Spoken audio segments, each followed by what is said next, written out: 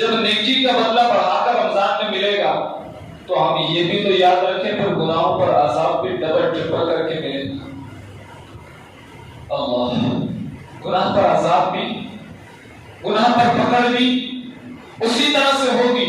میں حدیث مبارکہ پڑھ رہا تھا، فرمایا کہ جس شخص نے رمضان کے مہینے میں گناہ کیا، ماہ رمضان میں جس شخص نے گناہ کیا، اس کے 1 سال کے نیک اعمال برباد کر دیے جاتے ہیں. 1 سال کے پورے نیک اعمال اکارت کر دیے جاتے ہیں، برباد کر دیے جاتے ہیں. اور سوچو کوئی صحیح 1 سال کے پہلے عمل کیے بھی ہیں؟ 1 سال کے ہم نے عمل کیے بھی ہیں؟ سوچے تو صحیح. 1 سال کے کون سے مراد کیا ہے؟ 1 سال یہ نہیں ہے جیسے ہمارا سال گزرتا.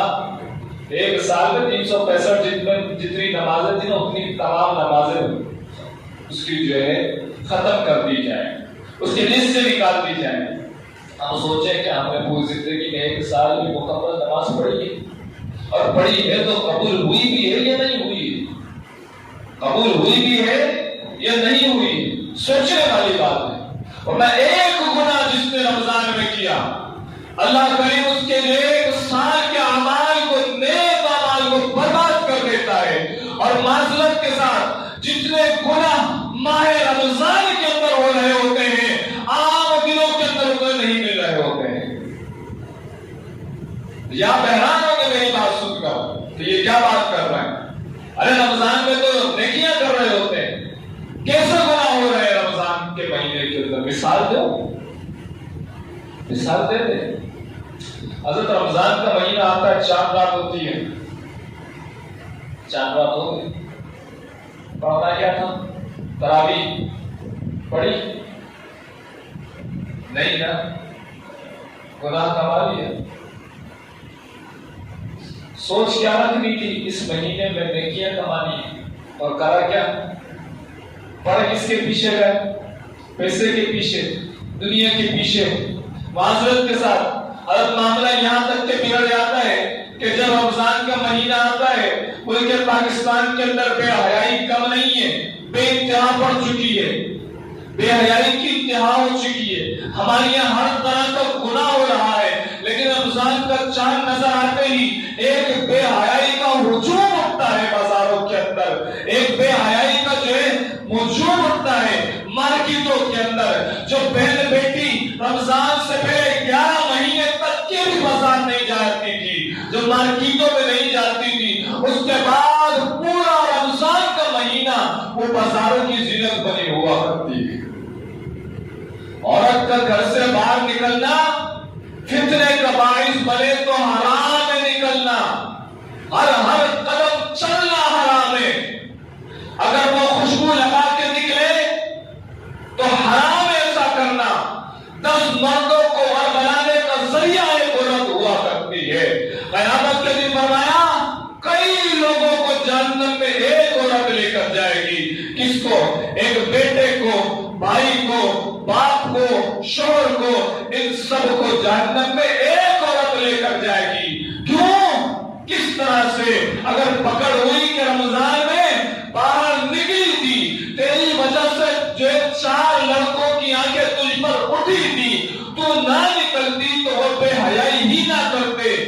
آجا جہنم کی طرف. تو وہ کہے گی تو مولا اگر مجھے جہنم میں ڈالنا ہے تو مجھ سے پہلے میرے باپ کو ڈال، کہ اگر وہ روک لیتا مجھے جو ہے بازار میں نکلنے سے تو میں یہ عذاب میں پڑتی ہی نہیں. اس کے باپ کو جہنم میں ڈالا جائے گا. اور پھر کہے گی کہ اگر روکنا ہے تو بھائی کو، مجھے جہنم میں ڈالنا ہے تو بھائی کو بھی ڈال. اگر وہ میرا بھائی مجھے بے حیائی سے روکتا، مجھے رمضان کے مقدس مہینے میں بازار جانے سے روکتا تو میں جو ہے آج بچ جاتی. اس نے مجھے نہیں روکا بلکہ مزید محبت کا اظہار کیا. یہ کون سی محبت ہے جو روڈوں پر جو ہے پھرا رہی ہے، جو بازار میں نکلوا رہی ہے؟ مزید بیوی کے 2000 دیے، میری طرف سے بھی رسول لے کر آ جانا، اس کو بھی ڈال. اس کی وجہ سے آج میں جہنم میں جا رہی ہوں، اس کو بھی جہنم میں، بھائی کو بھی ڈالا جائے گا. اور شادی شدہوں کے لیے. اور کہے گی مولا اگر اگر میں نے بے حیائی کی، میں باہر نکلی تو مجھے ڈرانے والا، مجھے پکڑنے والا میرا شوہر بھی ہو سکتا تھا. وہ مجھے ڈراتا، وہ مجھے دھمکاتا کہ اگر تو بازاروں میں نکلی، تو باہر کی طرف گئی تو تجھے جو ہے میں طلاق دے دوں گا. ہر موقع پر طلاق کی دھمکی دیا کرتا تھا. آج بھی بولتا، میں ڈر جاتی، میں بیٹھ جاتی، میں نہ نکلتی گھر سے. تو فرمایا جائے گا جاؤ اس کے شوہر کو لے کر آؤ، اس کو بھی جہنم میں ڈالا جائے گا. آخر کار سنو، ابھی عمریں زیادہ نہیں ہے، جن کی عمریں زیادہ نہیں ہے کہا جائے گا کہ مولا بیٹے کو بھی لے کر آئے گا. وہ دلا دیتا غیرت مجھے کہ ماں شریعت میں عورت کے باہر نکلنے کی اس وقت جس وقت بے حیائی پھیلے، جس وقت فتنے کا خوف ہو، شرع جائز نہیں ہے اس وقت عورت کا باہر نکلنا. آج تو معاملے کچھ ہو رہے، وہ مجھے ڈراتا، وہ مجھے بولتا، شرم دلا دیتا مجھے. اس نے شرم نہیں دلائی بلکہ وہ خود بھی ساتھ چلنے لگا، جگہ جگہ روکتا تھا مجھے. یہ دیکھو، یہ دیکھو، اگر جو ہے مجھے جہنم میں ڈالنا ہے تو اس میرے بیٹے کو بھی جہنم میں ڈال، کیونکہ اگر یہ روک لیتا میں بچ جاتی. ایک عورت 4 مردوں کو اس طرح سے جہنم میں لے کر جائے گی. ایک عورت. غور کریں بازاروں کی طرف نکل کے، آپ سمجھدار بیٹھے سارے، دکاندار کی جان پہچان ہوگی کئی دکانداروں سے. حضرت حرکتیں کیا ہو رہی ہوتی ہیں، میں تھوڑا سا آئینہ دکھانا چاہ رہا ہوں. یہ دل کے اندر جو ایمان کی حرارت ختم ہو گئی ہے نا، جو غیرت ایمانی ختم ہو گئی ہے دل کے اندر، اس کو میں جوڑنا چاہ رہا ہوں. بازاروں میں جانتے ہو، اسٹال والوں کو جانتے ہو، دکان والوں کو جانتے ہو، پتہ ہے حرکتیں کیا ہوتی ہیں؟ نہیں پتا، نہیں پتا. ہم سارے بولے بیٹھے ہیں، ہمیں کچھ خبر نہیں ہے. ارے ساری خبریں ہمیں سب پتہ ہے کیا ہو رہا ہوتا ہے. بازاروں میں کس طرح کی ہوٹنگ ہو رہی ہوتی ہے، کس طرح مرد و عورت کا انقلاب ہوا کرتا ہے. اس کے بعد ٹھنڈے دماغ سے بھی بیٹھ کے سوچو، بہن بیٹی کو کس طرح سے بھیج دیتے ہیں پھر ہم بازار کے اندر. پتہ ہے نا کیا ہو رہا ہے، کس طرح سے بھیج دیتے ہیں. جس طرح اپنی بیوی کو پھر اس بازار میں بھیج دیتے ہیں. اپنی بہن بیٹی پہ بھروسہ کر کے ٹھیک ہے، سلام ہے عزت اوپر کی، بھروسہ کریں ان کے اوپر، قائم کریں بھروسہ. اللہ ان کو جو ہے آپ کے بھروسے پر قائم رہنے کی توفیق عطا فرمائے. لیکن یار دوسرے مردوں پہ کیسے بھروسہ کرو گے؟ اور دوسری بات، آج ہوا کیا ہے، پہلے آنکھوں میں آیا ہوا کرتے کہتے جی کچھ نہیں ہوتا ہے، چند لوگوں کی وجہ سے باہر نکلنا چھوڑ دیں. آنکھوں میں آیا ہونی چاہیے. حضرت آنکھوں میں آیا ضرور ہے، لیکن آپ کو باہر نکلنا فتنہ بن رہا ہے. باہر نکلنا شرعی مسئلہ ہے. عورت حج فرض ہو گیا ہے، حج فرض ہونے کے لیے عورت پہ ایک شرط کیا ہے، اس کا محرم اس کے ساتھ ہونا چاہیے. اگر حج پہ جانے کے لیے عورت کا محرم بھائی، باپ، شوہر، یہ جو محارم ہے، یہ اس کے ساتھ نہیں ہے تو یہ حج کرنے بھی نہیں جا سکتی. ہم بازاروں میں ان کو بھیج رہے ہیں. صورت کیا ہے، ہم اس صورت میں بازاروں میں بھیجنا شروع کر رہے ہیں. اللہ نے اپنے گھر میں بلانے سے منع کر دیا کہ اگر محرم نہیں ہے تو نہیں آیا جائے. سب سے بڑی عبادت حج ہے، اور بیت اللہ کو امن کا مقام کہا گیا، اور وہاں فتنے کا خوف اور ڈر تک کے نہیں ہے. عورت کو وہاں بھی آنے سے بغیر محرم کے منع کر دیا گیا ہے. ہم نے گلی کوچوں میں نکال دیا ہے، اور افسوس کی بات ہے. دوسری بات، ہمارے بے حیائی شروع کہاں سے، ہمارے لباس خراب ہو گئے. ہمارے لباس پہلے ابایا ہوا کرتا تھا، ابایا ہوا کرتا تھا. میں ایک ذہن سازی کر رہا ہوں، ذہن بنانا چاہتا ہوں. بیان بہت ہوتے ہیں لیکن کچھ سمجھ میں آنا چاہیے. جب اٹھ کر جائیں تو پتہ ہو کہ ہاں یہ میسج لے کر آیا ہوں میں، یہ میسج لے کر آیا ہوں کہ کیا کرنا ہے ہم لوگوں نے. آج معاملہ کیا ہے، پہلے پردے کا جو انتظام ہوا کرتا تھا، اگر آج وہ پردے کا نظام عورت کو دیا جائے تو وہ مذاق اڑاتی ہے. وہ ٹوپی والا جو بہترین ہے، ٹوپی والا جو ابایا ہے وہ جو کھلا سا ہے، بڑا بہترین ابایا ہے وہ، اس ابایا کے مقابلے میں کوئی دوسرا نہیں ہے، اس کے پردہ نظام اس سے بہترین کوئی نہیں۔ لیکن کیا اگر آپ آج بولے گھر کے اندر کیا ابایا وہ والا پہننا ہے تو گھر میں کیا معاملہ پھر ہوا ہوگا؟ بڑھیا بنا دیا ہمارے کو، ایسا ہی ہے، کتنے پہنے نہیں پہنے، اور ابایا بہت سا پہنا جائے، کہہ رہے ہیں کہ نہیں جی ہمارے کو اپنی عزت کی حفاظت کرنا چاہیے، اور کون سی حفاظت کر رہے ہیں؟ آج جو ابایا ہماری بیٹیاں پہن رہی ہیں اس سے ان کا پورا جسم سے لگ رہا ہوتا ہے، وہ ابایا نہیں ہوتا، وہ لباس سے زیادہ خطرناک ہوا کرتا ہے، وہی فیشن ہوا کرتا ہے۔